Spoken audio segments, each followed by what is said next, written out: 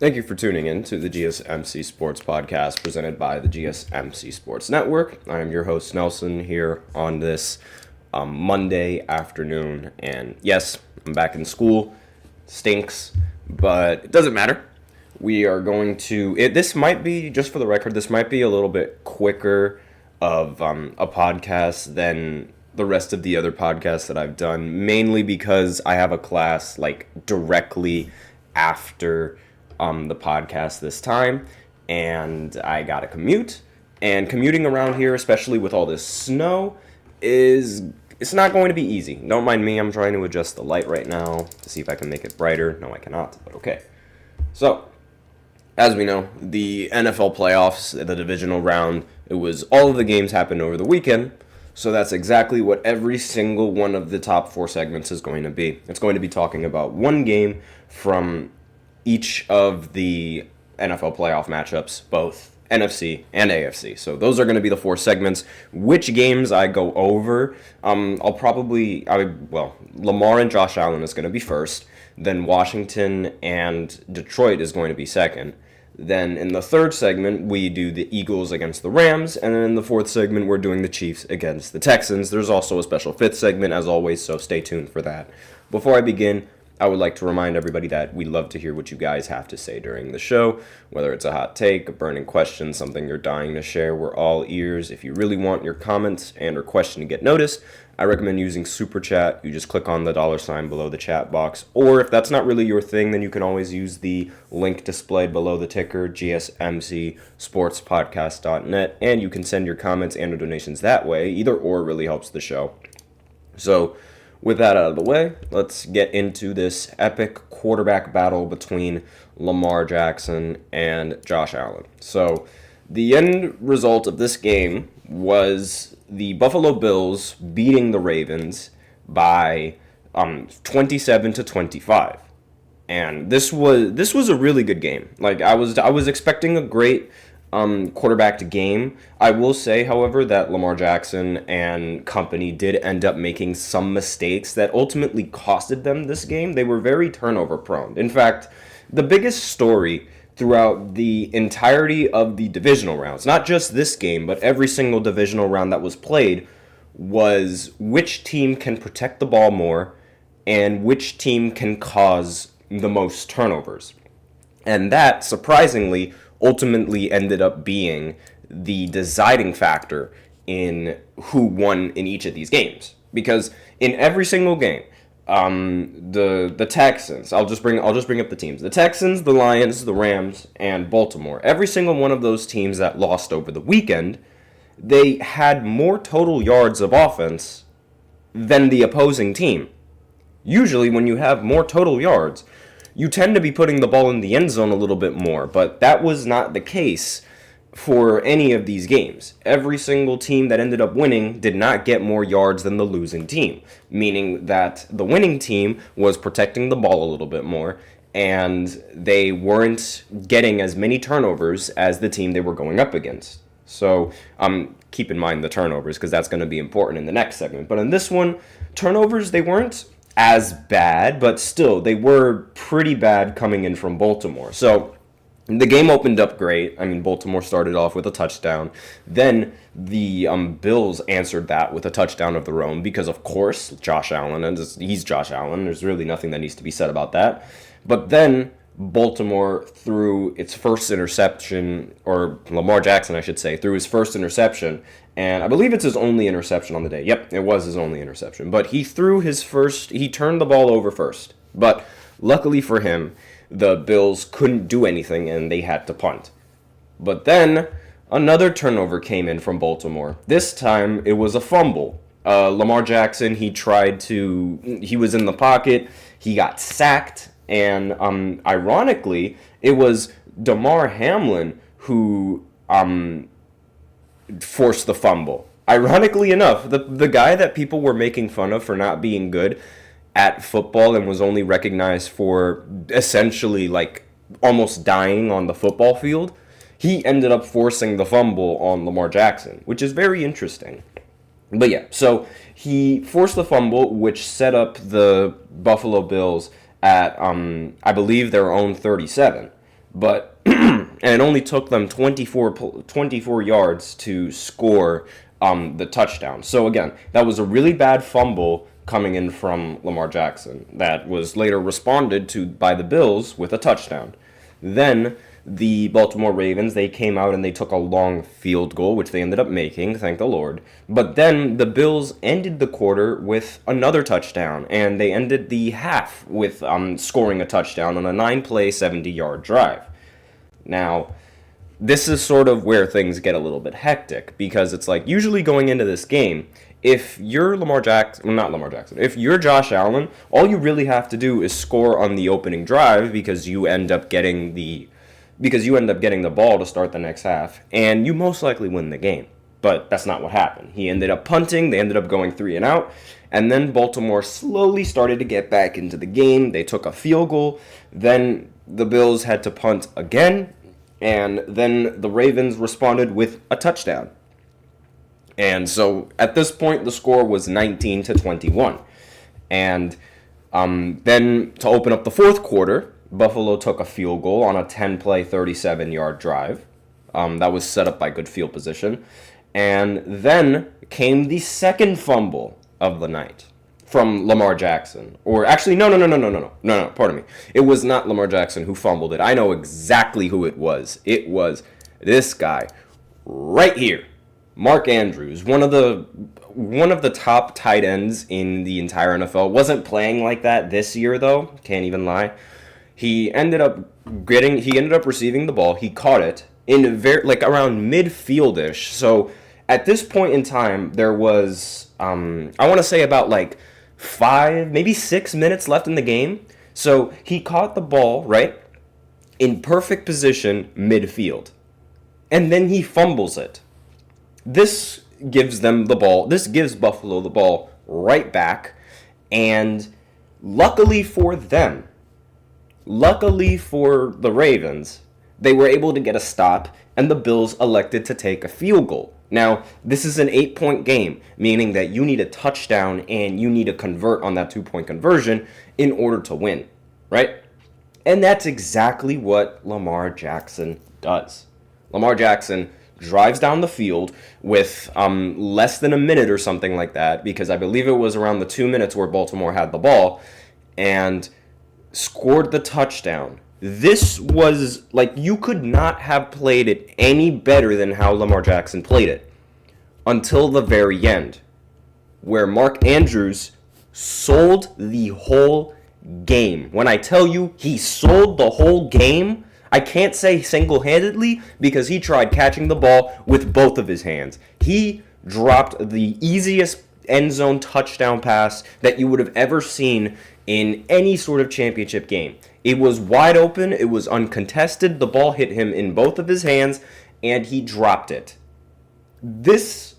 I'm mad because this robbed me of a fantastic overtime finish. Now we're not going to be able to see we weren't going to be able to see those playoff overtime rules and what's it called?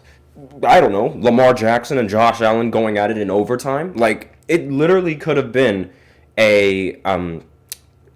remember that one AFC Divisional Round between the Chiefs and the Bills, where at the very end of the game, Josh Allen and Patrick Mahomes, they just kept finding receiver after receiver and scoring touchdown after touchdown after touchdown, all the way up until Patrick Mahomes ended up getting the ball in overtime and winning the game with the touchdown to Travis Kelce. That game, I was thinking this game was going to be something like that. I was thinking that this ending was going to be something like that, and it wasn't going to end in Mark Andrews completely ruining Lamar Jackson's playoff legacy, because people are probably not going to remember Mark Andrews dropping the ball. They're probably not going to remember Mark Andrews even fumbling the ball. They're going to remember Lamar throwing an interception, fumbling the ball, and still being unable to make an AFC championship game. That's the only thing that they're going to remember now from Lamar Jackson. This does not, he's made one, but again, the amount of games that the amount of AFC championship games that Lamar Jackson has made it's lacking a little bit. It's the same issue that Josh Allen sort of has, where people sort of tout him as one of the best quarterbacks, but it's like, if you're not a winner, then are you really one of the best quarterbacks? That kind of argument.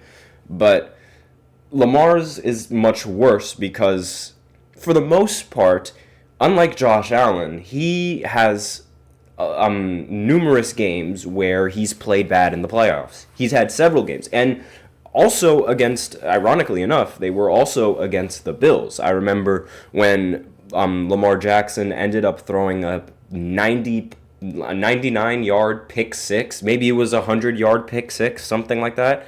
And ultimately cost them the game against the Bills. That was his first playoff game. And it's like, ever since, he's going to get a reputation eventually as being a playoff choker. And this loss right here, because of Mark Andrews' drop, people aren't going to really remember Lamar Jackson's legacy drive like that. Like, maybe they will, but it's not going to be something that completely stands out. If he would have won, then yes, this would have definitely matchup would have completely stood out in his resume. Even if it would have gone into overtime, it probably would have still counted towards his resume and things like that. But still, this is just a huge missed opportunity just because of one bad drop. And honestly, you can make an argument that it wasn't even just the drop. It was also the fact that Mark Andrews fumbled the ball and that he couldn't protect the ball for Lamar Jackson at the end of the game. Because theoretically, if Mark Andrews just held on to the ball and didn't fumble it the first time, chances are that the Ravens could have really drained the clock, could have kept running the clock up until they got into the opposing end zone, score the touchdown, then they'd be up.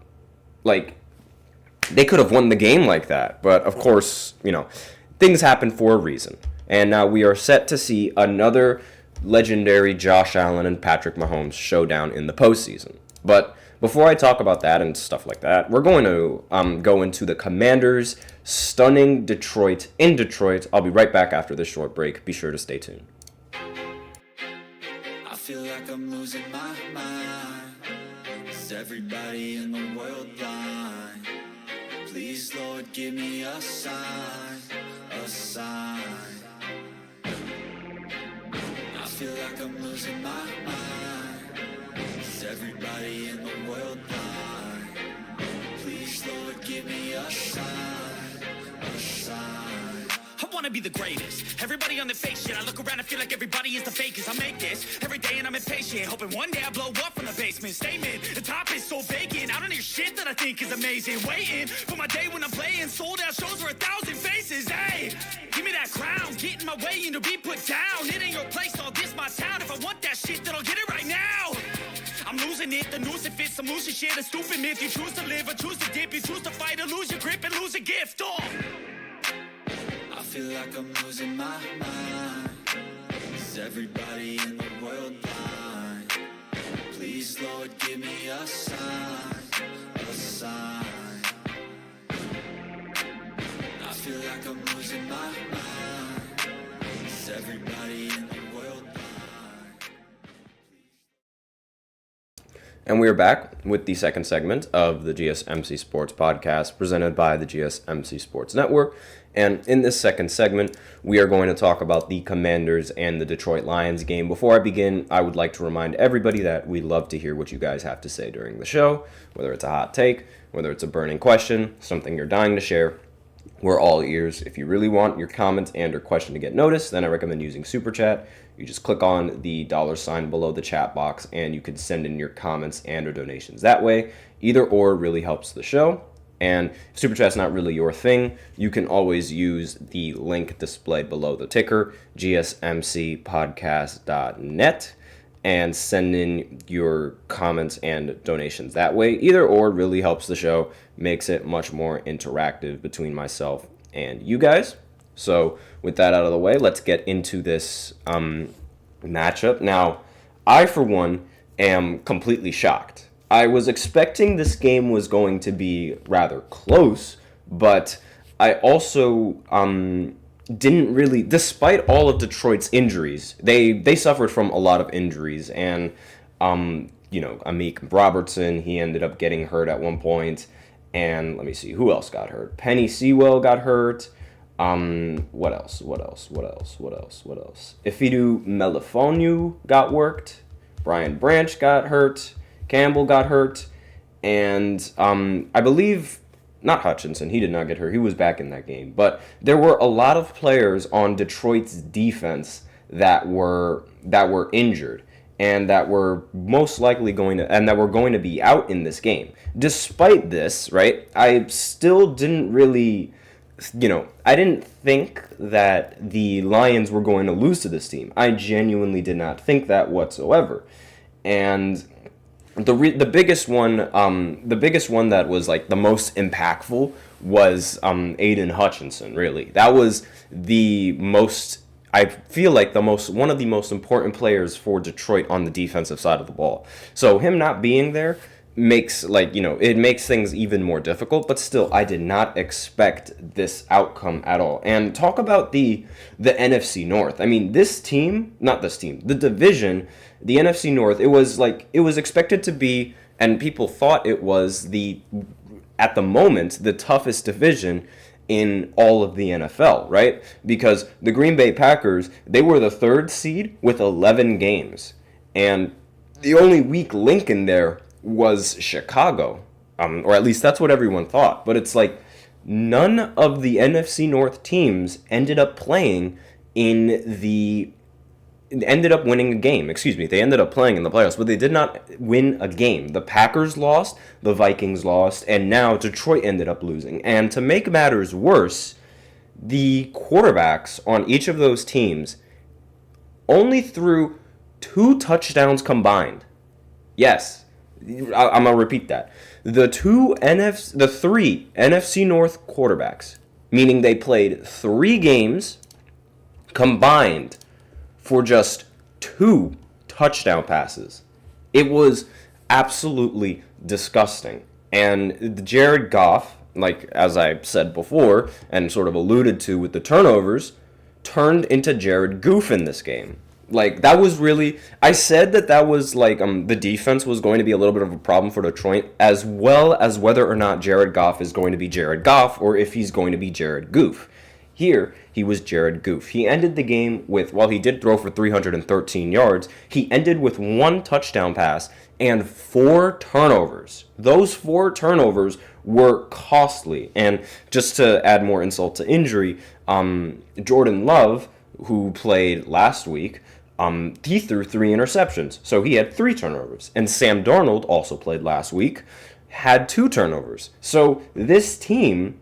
but the division, I keep saying team, but the division had a total of 9 turnovers in the 3 games. It was completely disgusting. It was unacceptable. Like, you cannot play football that ugly and expect to win. So, Jared Goff, his turnovers, there was 3 of them were interceptions and 1 of them was a fumble. So, and each of those turnovers were completely detrimental to the team and their success. Ironically enough, Detroit opened up with a touchdown, and because after Washington had the ball, they decided to actually go for it. These 2 teams, they go for it a lot, but they started with a touchdown, but then Washington responded with a field goal. Then Jared Goof came in and fumbled the ball.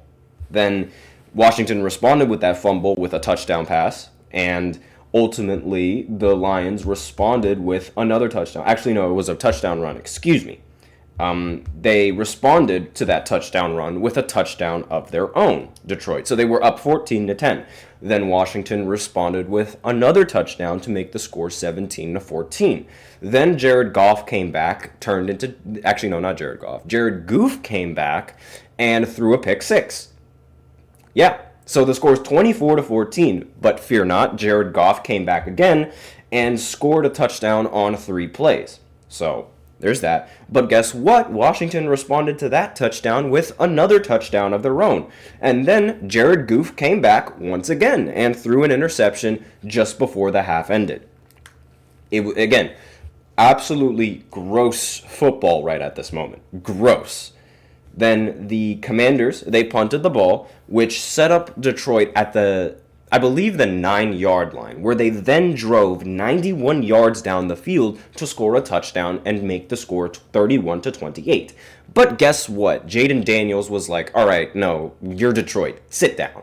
And threw another touchdown. Like, touchdown after touchdown after touchdown after touchdown. This kid is a rookie.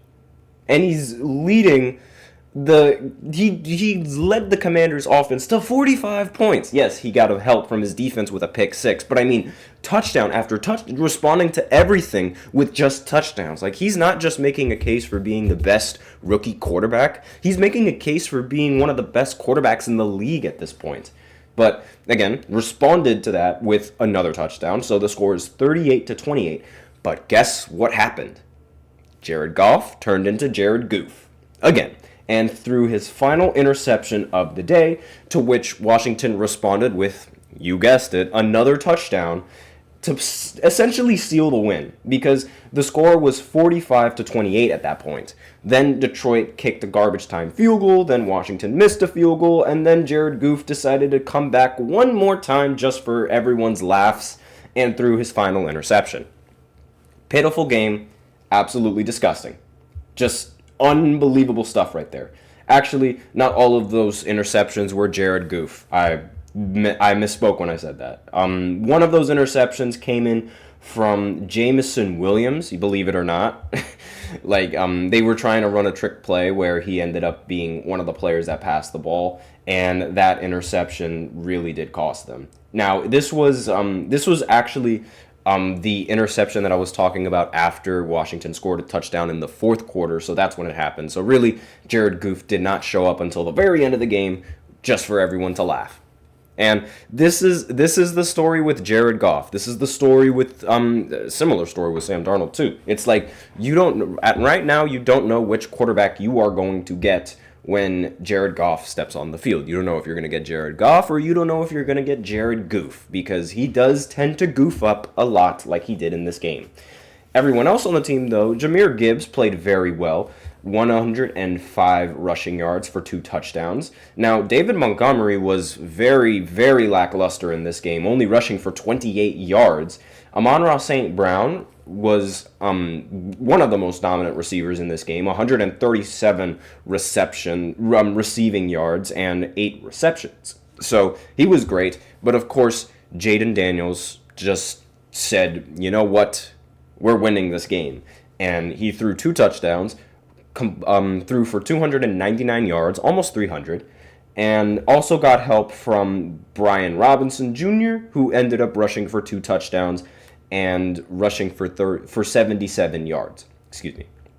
And again, this was obviously they had a little bit of help from the pick six, but really that doesn't matter, because this offense was electric. It was like every single time. You heard the play-by-play that I just wrote down. They touchdown after touchdown after touchdown, and those are the teams that end up winning football games. The teams that can get the stops, the teams that can cause turnovers, and the teams that can capitalize on said turnovers. And like I said, like the last game that I talked about, the Lions ended up finishing the game with more total yards than the Commanders, but they still ended up losing because they could not take care of the ball. That's been the story so far. So that's all that I really have to say on this game. Again, very surprised by the outcome of this completely. I did not see this coming whatsoever. And props to the Commanders. Now, think about it. This was a team that struggled to figure out what their name for the franchise was going to be. And now they're one game away from making it to the Super Bowl. As a Giants fan, I am absolutely furious. But we're not going to talk about that. So in the third segment, we're going to go ahead and talk about the other NFC East team that I just absolutely despise, the Eagles and their matchup against the Rams. So I'll be right back after this short break. Be sure to stay tuned. Looking for your daily fix of sports talk without having to pay for it? GSMC Sports Network is available on YouTube. Just search GSMC Sports Network. Get your fix of daily sports talk shows on YouTube, absolutely free. NFL, college football, NBA, MLB, MMA, UFC, fantasy football, and so much more. GSMC Sports Network has shows running all day long, with new sports shows starting every 2 hours. Just like on your favorite cable sports channel, except GSMC Sports Network is absolutely free. Just search GSMC Sports Network on YouTube to catch one of your new favorite shows, like the GSMC College Football Podcast, Chip Shot Football Podcast, Hoops and Heels Women's Sports Podcast, GSMC Basketball Podcast, and so many more. Check it out for yourself. GSMC Sports Network, now available on YouTube absolutely free. Search GSMC Sports Network on YouTube right now. And we are back with the third segment of the GSMC Sports Podcast presented by the GSMC Sports Network. And in this third segment, we are going to go ahead and talk about the Eagles and their matchup against the Rams. We're going to go right into this and say, why did we have to get rid of Saquon Barkley? Why? But anyways, this was a snow game. This was played in Philly. Philly ended up winning 28-22, and I can't really say that I was, surprised. I will say, though, that I was surprised at who ended up dominating in this game. Now, I don't know if you guys really remembered exactly what I said, but look at Saquon. Already in the NFC Championship game, the minute he leaves New York. Yes, of course, because God forbid, if they win a Super Bowl as a Giants fan, I am going to be livid. If they win the Super Bowl, I would fire the GM right now. If they win the Super Bowl, I kid you not, if I was the Giants owner, I would fire that GM immediately, because everybody in that room that was talking about who's going to pay Saquon all that money, if that team ends up winning the Super Bowl just because we did not want to pay Barkley and because we let him walk, I would fire everybody in that room. Everybody, even after the Giants made a statement saying that, oh, okay, we're going to continue with... The coach is fine. I don't mind the coach. We'll continue with the coach. But continuing with the GM after what's been going on, I don't know about all that. And if Saquon, if he ends up winning the Super Bowl, if he wins the Super Bowl MVP, God forbid, I will literally lose it. I will actually lose it. That is just the thought of that is just bleh, makes me want to barf. But that's besides the point. So, anyways, it's the way that they won that I was really surprised with. I did not expect Saquon to have as good of a game as he did. I also did not expect Jalen Hurts to have as bad of a game as he did. Now, Jalen Hurts, he did get hurt mid-game, but again, he was also he was mediocre throughout most of the game. I can't, except on the ground, but we know how he gets his touchdowns on the ground. But again, the stat that I was talking about last week was that basically every single running back, the last running backs aside from Saquon that ended up rushing for over 200 yards against an opponent and then played that same opponent in the playoffs were unable to crack over 100 yards on the ground. That was the how should I say, the superstition around this game and Saquon, because as history history tends to repeat itself sometimes. So if we go by, history standards and things like that, almost every running back would underperform when playing against the same team that they absolutely destroyed in the regular season, because that same team was going to make adjustments to try and stop that running back, right? But that was not the case in this game. So combined, Saquon Barkley accumulated over 500 yards of offense against the Rams, just against the Rams. Not in this game, obviously, because they played a game before that. But when you combine his receiving yards and you combine his rushing yards, he has over 500 yards against the Rams. He literally, as the thumbnail, well, not really the thumbnail, but as the title of the video says, he literally rammed through Los Angeles. In this game, he had 205 rushing yards and 2 touchdowns on the ground. This is staggering.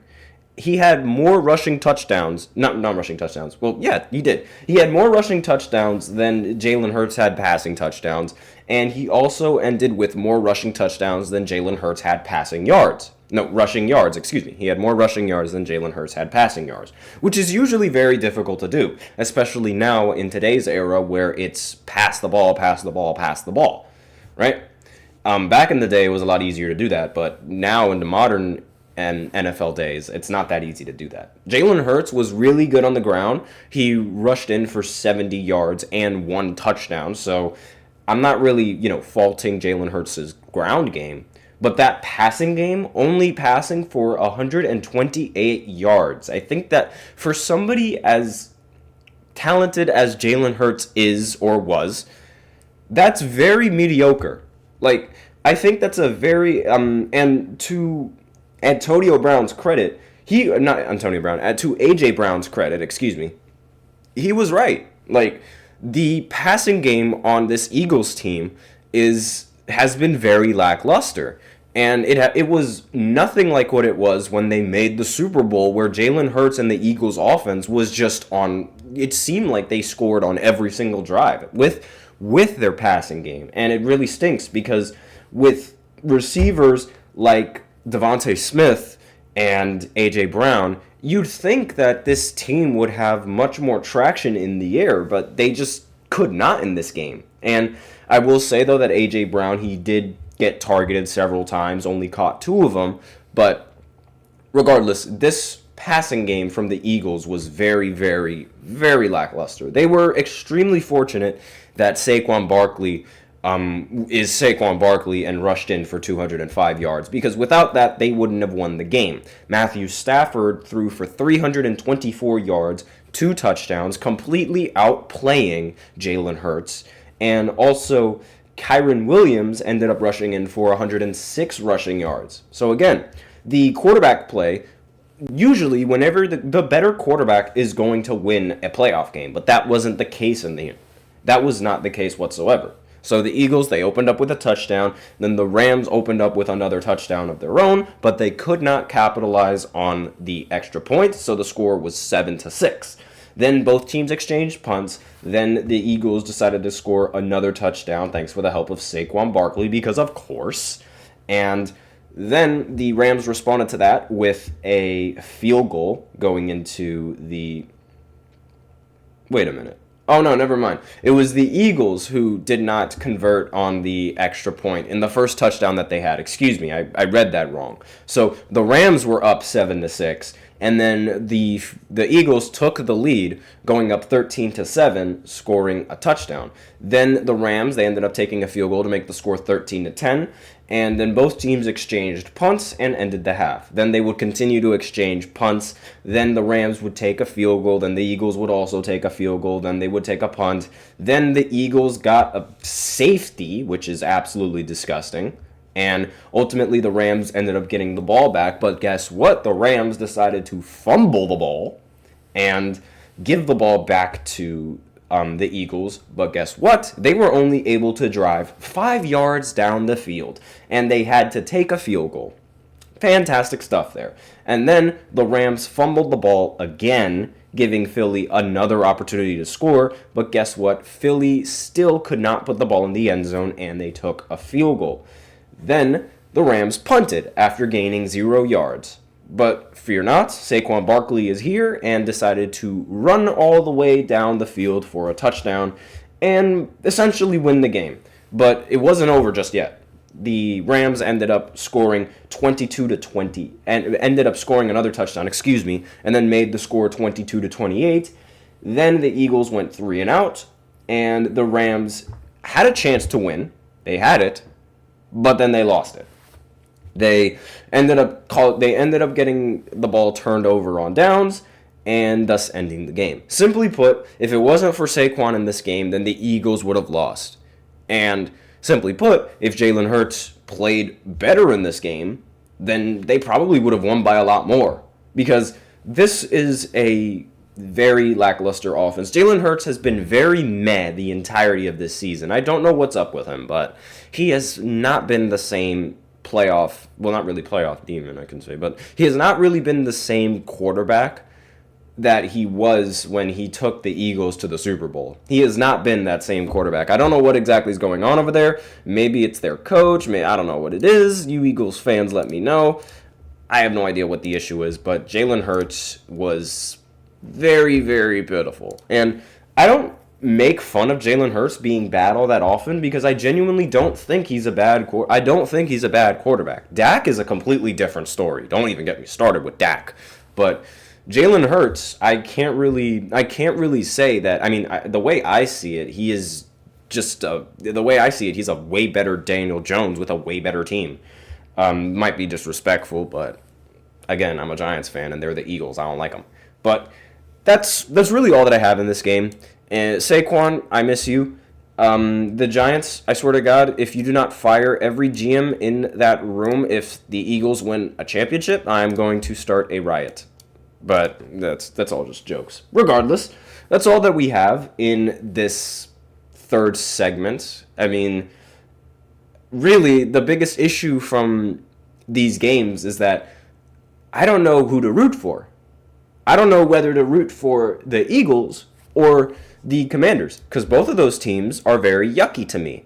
And it's going to make me barf thinking of either one of those teams being in the playoffs. But I would rather the Commanders be in the Super Bowl than the Eagles, because if the Eagles make it to the Super Bowl, that is just going to bring me back to the very worst day, one of the worst days of my life, when Saquon ended up leaving to join Philly.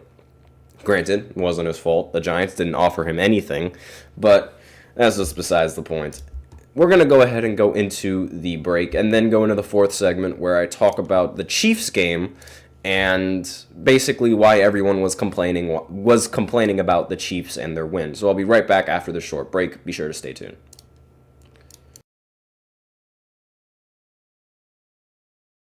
For the best and latest podcasts available anywhere, go to the podcast app on your cell phone and type in GSMC to access free content-rich podcasts on health and wellness, book reviews, sports, entertainment, relationships, social media, movies, technology, finance, and even weird news. Subscribe and download the GSMC Podcast Network's family of shows, available everywhere podcasts are found.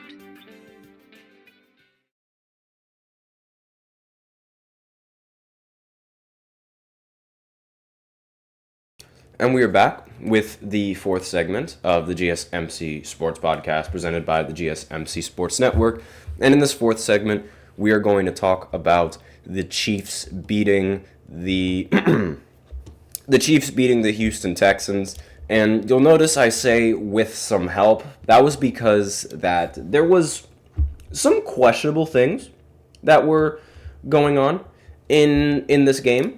And it sort of aided the Chiefs in a way that the media just did not like whatsoever. Not even the broadcasters liked it. And you know exactly where I'm going with this, but we're just going to not talk about that yet. I want to save that for the very end, because I feel like most of you guys already know where this is going, but I do want to sort of, sum up the score and the play-by-play and things like that. Just give me 1 second while I pull up the box scores, and I will say that the internet is very, very slow right now, but okay, here we go. So the Chiefs, they ended up winning 23-14.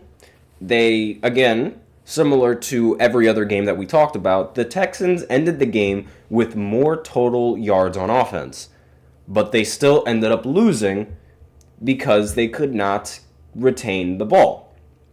And they also suffered from missed opportunities, and as well as the Chiefs defense just being the Chiefs defense. It's like, the media, they make fun of the Chiefs because they use dark magic or something to win these games, similar to how Tom Brady used dark magic to win his games, but nobody wants to talk about that. Nobody even dares to say, oh my goodness, whoa. It's like this isn't the first time that a team has gotten ridiculously lucky in a lot of games. Like, The Patriots have been doing that for years, but no, it's because, it's Tom Brady. Oh my God, he's the greatest. All that stuff. It's like, it completely neuters and cancels out any sort of luck just because, and the minute people say, it's Tom Brady, he has 7 rings, it's absolutely disgusting because there have been way more luckier moments with Tom Brady and the Patriots and Tom Brady and even Tampa Bay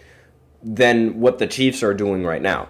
I have a whole video on that if you guys are interested. You can look it up on the GSMC Sports Podcast. I go on a tangent about how Tom Brady is one of the luckiest players in NFL history. Because he is. Whether you like it or not, he is one of the luckiest players in the history of the NFL. No ifs, ands, or buts about it. But this game started off very, very boring. Both teams decided to do a 3-point contest. So Kansas City took a field goal. Then the Houston Texans, they took a field goal. Then Kansas City responded with another field goal. But then the Texans decided to stop the 3-point contest and started punting, which the Chiefs took as a challenge and decided to punt again. And then the Houston Texans missed their 3-pointer, their field goal, same thing. And the Chiefs responded to that with a touchdown to make the score 13-3.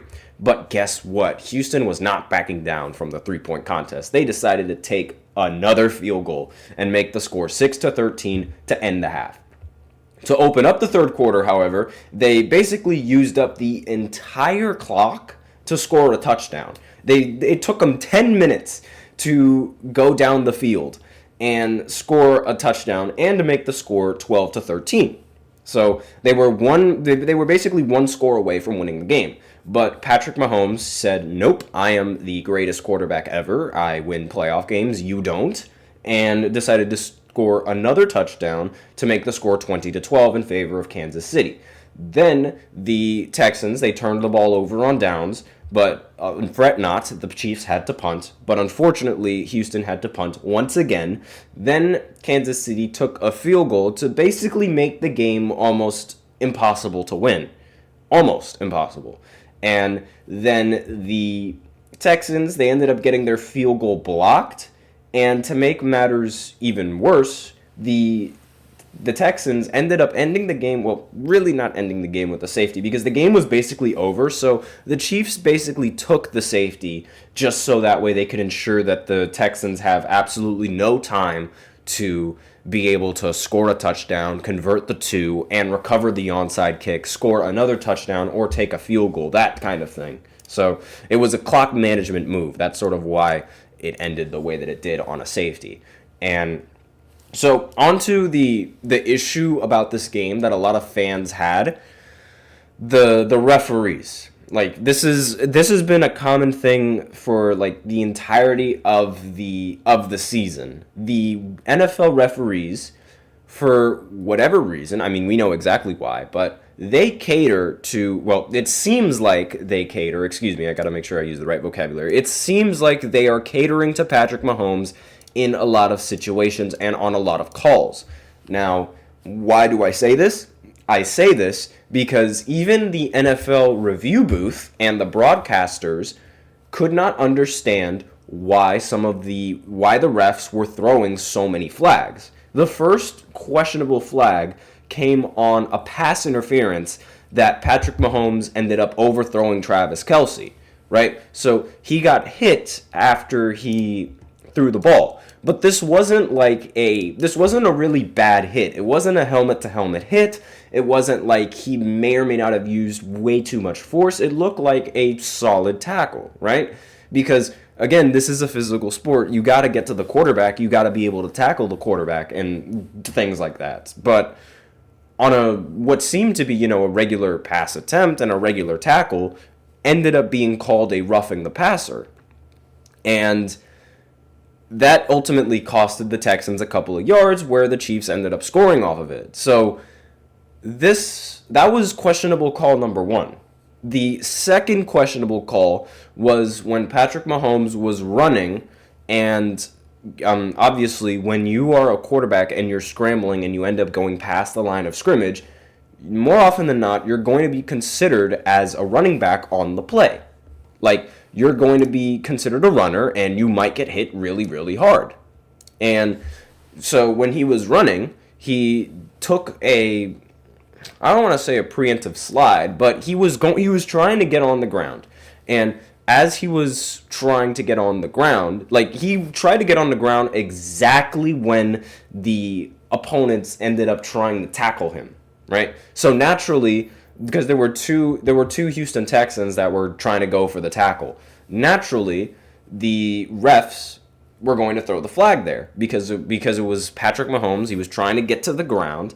It was just like the timing of when he got to the ground, because it was like he basically went down right when the defenders were in mid-tackle form. Like, it's really, as a defender, it's almost impossible to stop yourself from committing to a tackle.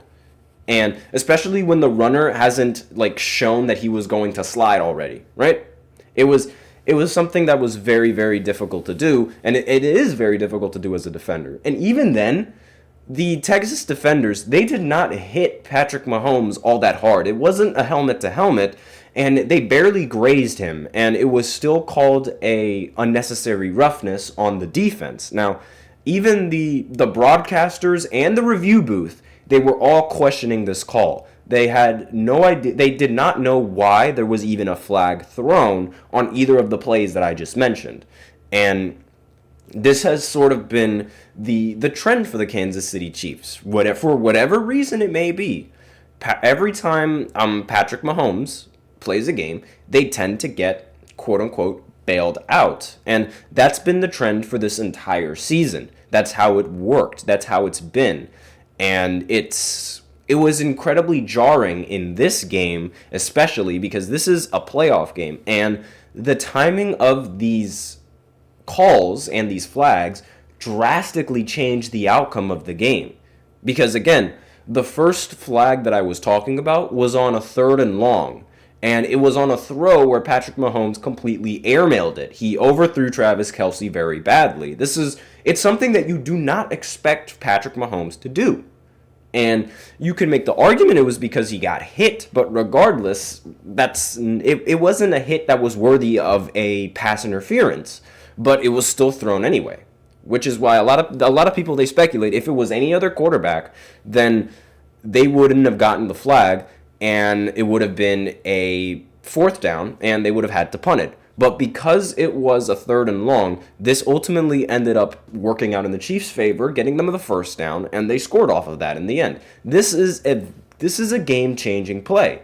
This is a game-changing call. Same thing can be said about the last penalty the last penalty that I mentioned about the unnecessary roughness. Like, that is a game-changing kind of call. And it not only does it stop the momentum for the defense, but it also gives the Chiefs breathing room to be able to do this and be able to do that. And it also makes the defense a little bit more nervous to tackle you because they're afraid that they're going to get hit with another flag. It's like there's like a whole meme going around where it's like you can't touch Patrick Mahomes, otherwise you might end up going to prison. It's just the joke, but like that's really what it felt like in this game. And I'm a big fan of Patrick Mahomes, and even I can admit that those calls were very questionable, and I did not agree with them, but at the end of the day, if it was Tom Brady, then the same thing would have happened. So I'm just like, yeah, you know what? I'm not even going to acknowledge it because at the end of the day, Patrick Mahomes and the Chiefs, they won the game. And at the end of the day, quarterbacks like that, like Patrick Mahomes and Tom Brady, are going to get catered to the refs. It happens. And they are going to, not saying that that's what the refs are doing, but it's going to seem like it because they keep winning. And people are going to, how should I say this? Blame it on luck. They're going to say this, that, and the other. But the reality, to me at least, is that Patrick Mahomes has already proven several times that he does not really win off of luck. And when he loses, he actually gets very unlucky, but nobody really talks about how he gets unlucky in the losses. Whenever they talk about Patrick Mahomes losing to Tom Brady because he lost to him twice, they always forget to mention how Patrick Mahomes never got to touch the ball in the first matchup against Tom Brady, and in the second one where Tom Brady had home field advantage in the Super Bowl for the first time ever, by the way, Yes, I'm screaming that into the mic. Home field advantage in the Super Bowl. First quarterback to ever do that, by the way, because of course, his O-line was made out of paper. Patrick Mahomes literally, it was like Patrick and Tom were playing a completely different game in that one. But nobody brings that up because, it was Tom Brady. He has 7 rings. It's those kinds of, it's unnecessary, really, because at the end of the day, the Chiefs are probably going to win, whether it's by the will of the refs or by the will of their offense. Most likely by the will of the refs, it seems like it, because their offense was very lackluster. Now, in terms of the stats, C.J. Stroud actually outplayed Patrick Mahomes in this one, arguably. 245 passing yards, no touchdowns, no interceptions. Mahomes had 177 passing yards. He did throw a touchdown. Kareem Hunt ended up rushing for 44 yards and a touchdown. Joe Mixon rushed for 88 yards and a touchdown. And let's see. Again, I understand that the Texans, they were suffering from major injuries in this one, but that was a weird voice crack, good lord. But at the end of the day, even if they were healthy, I did not think that the Chiefs were going to lose in this one to the Texans at all. Travis Kelce ended with 117 receiving yards, by the way, 1 touchdown, and 7 receptions. This was a great game from Travis Kelce, a game that they desperately needed, by the way, too. Because Kelce has been a little bit meh in the regular season, but that was a really, really good game for him. So that's all that I have to say. Those are all the divisional round matchups. And now we're going to go into the 5th and the final segment where I talk about the final college football game of this season, Ohio State going up against Notre Dame. It's going to happen at 7:30. I'll be right back after this short break. Be sure to stay tuned.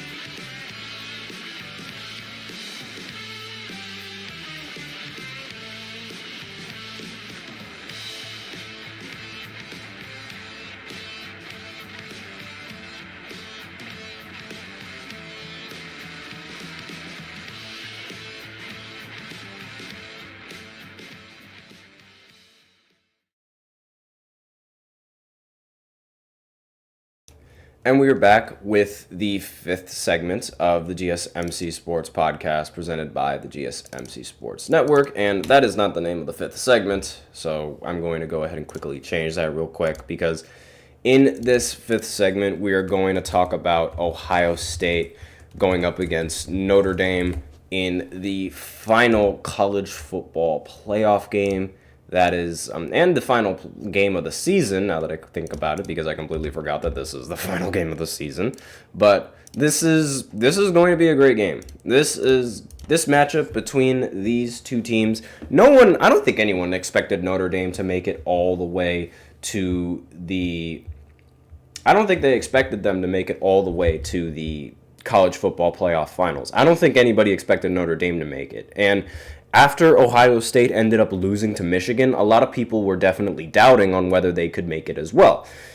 And I think this is really good for the college football playoff format, because now it is encouraging that teams that aren't really expected to compete are going to be able to compete now. I mean, let's see, I want to just make sure that the seedings are right, because I believe that Notre Dame is the 5th ranked team in the college football playoff format, and Ohio State was the 6th ranked team in the college football playoff format. So you have a 6th ranked team and a 5th ranked team going up against each other, as opposed to top 1 or top 2. This is really good for the college football playoffs and for their format. And now going into the expectations of this game, I think that Ohio State is going to end up winning, and I don't think they're going to win easily. I think this game is going to be very, very close. Like, I think that Notre Dame is going to put up a little bit of a fight, and I think that Ohio State is going to cause a little bit of some mistakes against that Notre Dame defense, because Notre Dame's defense is very solid. But at the same time, I also think that Notre Dame is going to mess up a little bit against Ohio State's defense, because that defense is also very stouted and full of NFL talent on that team. I think there's going to be several players from each team that are going to get drafted into the NFL. And maybe not this year, but eventually. And yes, I'm talking about that freshman that Ohio State has. One of them, he's definitely going to get drafted. But one player that I think is going to get drafted this year will be their middle linebacker, Cody Simon. I don't know if you guys have tuned in to... Hold on just 1 second real quick. Hold on. All right, so... As I was saying, I just needed to pull this up real quick. Their middle linebacker, Cody Simon. I don't know if you guys have been paying attention, but he used to be my teammate in high school, and we ended up winning a state championship together. So that was very fun. Now ironically, he's not the only teammate that's also playing in this game. On the other team, on Notre Dame, there's this defensive lineman named JioSaavn, who's going to play, and so the two are going to go up against each other. It's going to be a very, very good game, and as an analyst, I'm picking Ohio State to win. I would really like to see them win, but as a fan and as a college football fan, it doesn't matter to me what the outcome of this game is, as long as it's a good game, and as long as, the fans are entertained, because at the end of the day, it's a win for both sides, the way I see it. It's a win and a loss. It's like when Travis Kelce's and Jason Kelce's mother was rooting for both of the Kelce's in the Super Bowl. It was very heartbreaking. And, well, not really, all that heartbreaking, but it was okay, I don't know which one to root for, but at the end of the day, you get to celebrate regardless, because on one end it could be your son, or on the other end it could be your other son. So it's you take good from the bad, and there wasn't really any sort of bad in either scenario. Similar to what Travis Kelce's mother was feeling, I'm feeling right now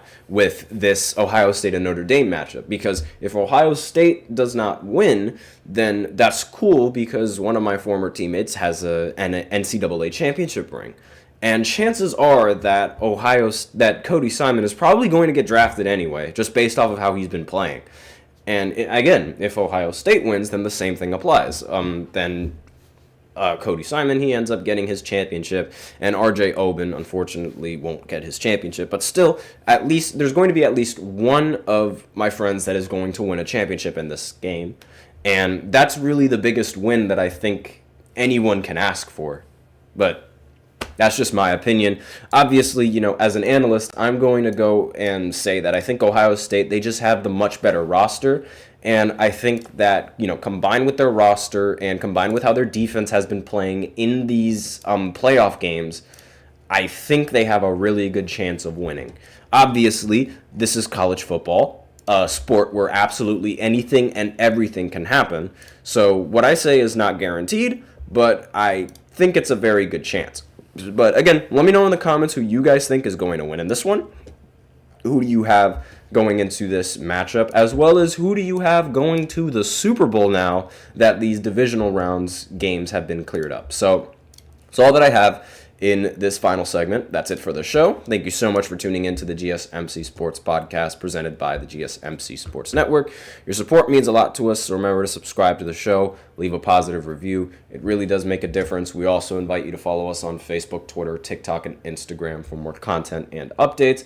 As usual, we love to hear what you guys have to say during the show, whether it's a hot take, whether it's a burning question, something you're dying to share. We're all ears. If you really want your comment and or question to get noticed, I recommend using Super Chat. You just click on the $ below the chat box and you can send in your comments and or donations that way. If that doesn't work, then that's okay. You can always use the link displayed below the ticker, gsmcpodcast.net, and send your comments and donations that way. Either or helps the show.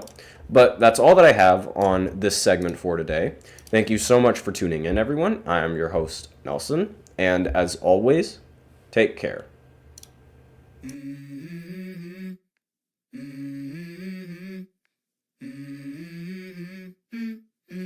Let's go.